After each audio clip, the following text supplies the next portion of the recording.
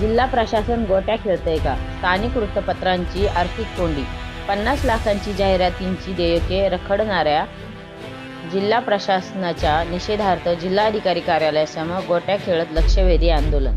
बीड प्रतिनिधी. एकीकडे शासन पारदर्शकतेचे दावे करत असताना बीड जिल्ह्यातील प्रशासकीय यंत्रणा मात्र स्थानिक वृत्तपत्रांच्या जाहिरातींची बिले अडवून त्यांची आर्थिक कोंडी करण्याचा प्रयत्न जिल्हा प्रशासनाकडून होत असून गळचेपी करत आहे. जिल्ह्यातील विविध भूसंपादन कार्यालयांमार्फत देण्यात आलेल्या जाहिरातींची सुमारे 50 लाख रुपयांची देयके तब्बल 10 वर्षांपासून प्रलंबित असल्याने संताप व्यक्त होत आहे.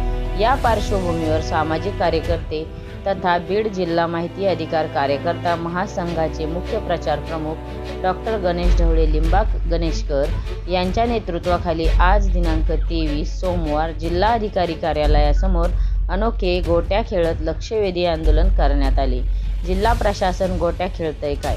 असा सवाल करत प्रशासनाचा निषेध नोंदवण्यात आला.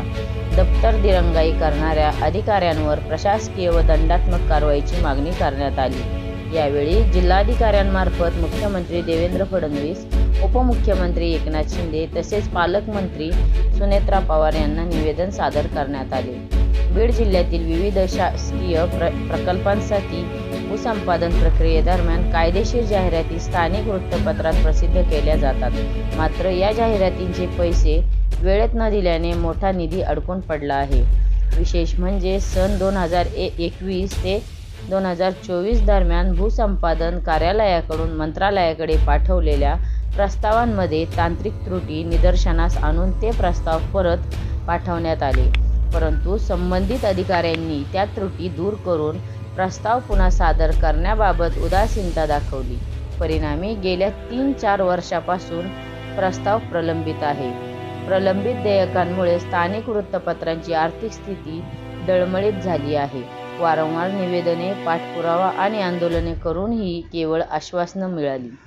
प्रत्यक्ष निधी मात्र मिळालेला नाही. त्यामुळे पत्रकारिता क्षेत्रावर आर्थिक संकट ओढवल्याचे आंदोलनकर्त्यांचे म्हणणे आहे. या आंदोलनात माहिती अधिकार कार्यकर्ते शेख युनुस चऱ्हाटकर, सुदाम तांदळे, मुबीन शेख, पांडुरंग हराळे तसेच बाळासाहेब मोरे पाटील, सादेक सय्यद, रामधन जमाले, सामाजिक कार्यकर्ते बाजीराव ढाकणे, किष्किंधा पांचाळ आदी सहभागी झाले होते.